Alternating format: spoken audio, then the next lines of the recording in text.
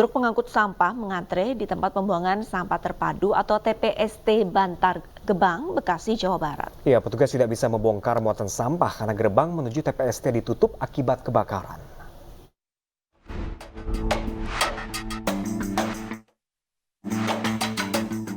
Ratusan truk pengangkut sampah mengantre di depan TPST Bantar Gebang, Bekasi, Jawa Barat pada Minggu siang.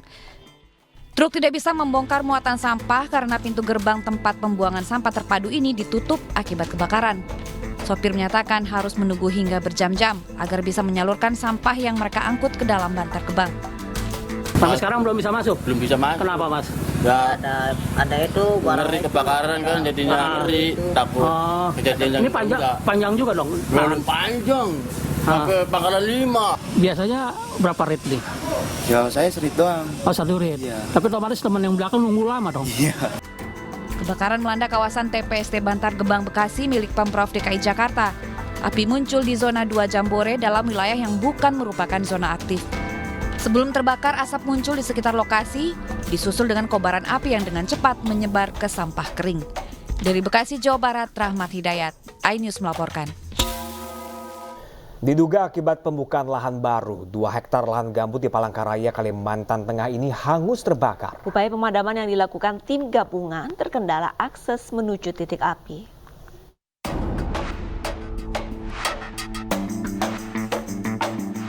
Kebakaran lahan gambut ini terjadi di Kecamatan Bukit Batu, Kota Palangkaraya, Kalimantan Tengah, Minggu malam. Cuaca panas ekstrim terjadi dalam beberapa bulan terakhir mengakibatkan api cepat menyebar. Upaya pemadaman dilakukan oleh tim gabungan Damkar Dinas Kehutanan Provinsi Kalimantan Tengah sempat terkendala akses menuju titik api. Api baru berhasil dipadamkan 2 jam kemudian. Belum diketahui pasti penyebab terjadinya kebakaran lahan tersebut. Untuk kendala di lapangan karena kondisi saat ini malam dan juga akses menuju ke lokasi Bang, karena banyaknya tebangan pohon jadi menyulitkan kita untuk mengakses ke lokasi. Kalau penyebab kita masih belum tahu Bang, tapi untuk dugaan sementara pembukaan lahan dengan cara bakar. Namun petugas menduga lahan sengaja dibakar oleh orang yang tidak bertanggung jawab untuk membuka area lahan baru. Dari Palangkaraya, Kalimantan Tengah, Ade Sata, iNews melaporkan.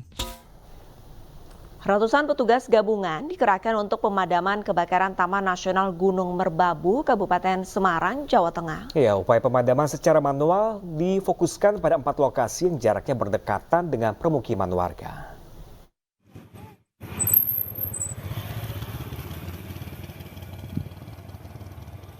Memasuki hari keempat, kebakaran yang melanda kawasan Taman Nasional Gunung Merbabu, Kabupaten Semarang, Jawa Tengah kian meluas. Tebalnya kabut asap menutupi puncak Gunung Merbabu. Sebanyak 142 personil gabungan dari BPBD, relawan, TNI, dan Polri dikerahkan untuk melakukan pemadaman. Dengan berbekal peralatan seadanya, petugas gabungan akan menyisiri lokasi dengan menggunakan sepeda motor. Pemadaman difokuskan di 4 lokasi, yakni Dusun Batur Wetan, Pulian, Macanan, dan Tekelan. Bahwa kegiatan hari ini yaitu kegiatan pemadaman langsung itu sekitaran kawasan yang berbatasan langsung dengan tanah-tanah dengan kampung-kampung, dengan dusun-dusun, yaitu untuk mengantisipasi dampak asap langsung ke warga. Itu dengan tujuan, yaitu dengan target hari ini ke Batur Wetan itu ada dari Brimob, ada dari TNI plus relawan. Sebelumnya kawasan hutan di lereng Taman Nasional Gunung Merbabu sisi barat kawasan Getasan Kabupaten Semarang, Jawa Tengah terbakar Jumat pagi. Akibat kebakaran ini hampir 100 warga yang tinggal di 2 dusun terpaksa dievakuasi ke Balai Desa Batur Getasan karena mengalami sesak nafas dan mata perih akibat pekatnya kabut asap. Dari Kabupaten Semarang, Jawa Tengah, Lurisa Lulu, iNews melaporkan.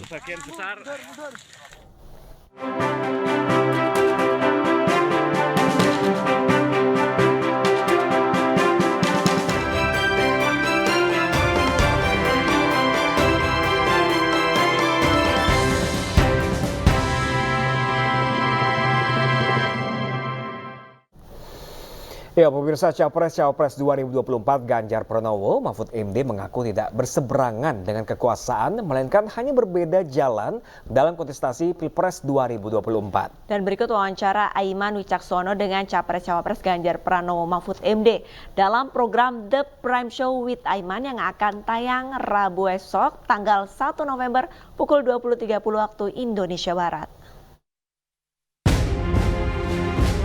Mas Ganjar dulu deh yang satu partai. Shock Mas Gibran jadi cawapres? Tidak. Nggak kaget sama sekali? Biasa saja.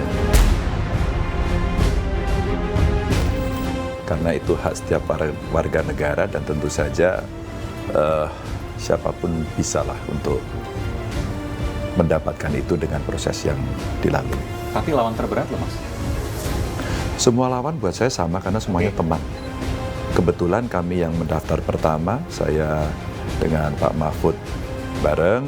Sebelumnya kan Mas Anies sama Caimin. Empat-empatnya kuliah di Jogja, keagama semuanya, ketuanya saya kan itu.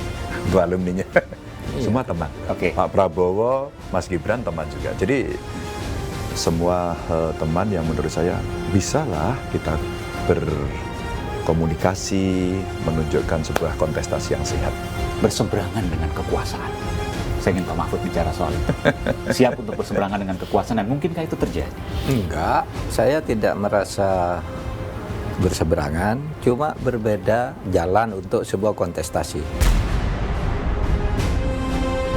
Itu beda, kalau berseberangan itu mungkin kan sekarang belum Pak Mahfud, tapi nanti kita enggak, tidak tahu. nanti juga enggak. Anak seorang presiden, putra presiden. Enggak apa-apa. Kalau enggak jadi apa-apa karena wali masyarakat kita juga kan punya pilihan sendiri, ada rasionalitas, ada hati nurani, ada opini publik juga yang akan terus mempengaruhi. Itu semua itu hak masyarakat. Tapi yakin nggak pemilunya akan berjalan jujur dan adil? Saya berharap. Dan pertanyaan saya yakin atau tidak Pak? Bukan harapan. Iya berharap aja dulu. Kalau yakin nanti kan sesudah Bapak terjadi. tidak yakin? Pak Mahfud nggak yakin bahwa pemilu ini akan berjalan jujur dan harus adil? diantisipasi.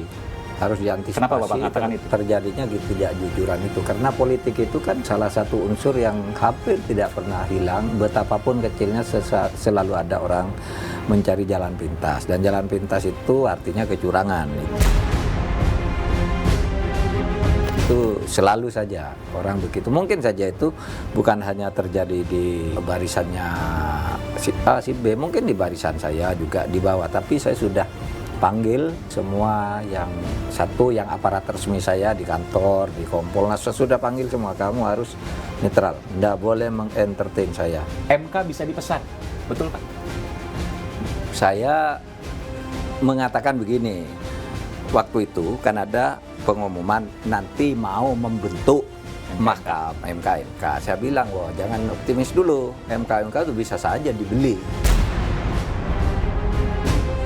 Demikian juga dengan Mas Ganjar. Soal MK sudah. Pemirsa, di momen Hari Sumpah Pemuda ke-95, kawan Ganjar dan Mahfud, aktivis 98 resmi mendeklarasikan dukungan terhadap calon Presiden Ganjar Pranowo dan calon Wakil Presiden Mahfud MD pada kontestasi Pilpres 2024. Ya, pemirsa, Ketua DPP Partai Perindo bidang politik Yusuf Lakaseng hadir mendukung deklarasi pada acara Rembuk 98 di Gedung Joang, Menteng, Jakarta Pusat.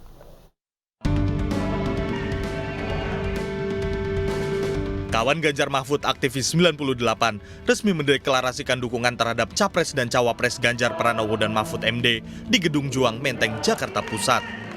Dengan jargon turun gunung, lapisan relawan kawan Ganjar 98 siap mengawal serta memenangkan pasangan Ganjar Mahfud hingga terpilih menjadi Presiden RI periode 2024-2029. Dan kami berikhtiar untuk memenangkan karena dari 3 calon itu kami melihat sosok-sosok figur-figur paslon yang ideal itu ada pada Ganjar Mahfud.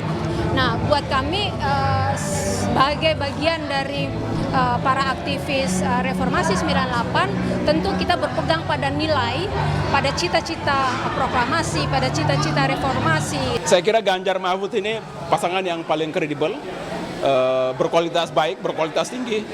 Track record mereka memperlihatkan semenjak memegang jabatan pemerintahan, Ganjar memberantas kemiskinan, bisa menciptakan 1 juta lapangan pekerjaan di Jawa Tengah. Sosok Ganjar dan Mahfud dinilai sebagai tokoh nasional yang berani, mumpuni tanggap, dan selalu mengabdikan dirinya untuk kemaslahatan orang banyak dan selalu mementingkan kepentingan rakyat. Dari Jakarta, Indra Setiabudi, iNews melaporkan.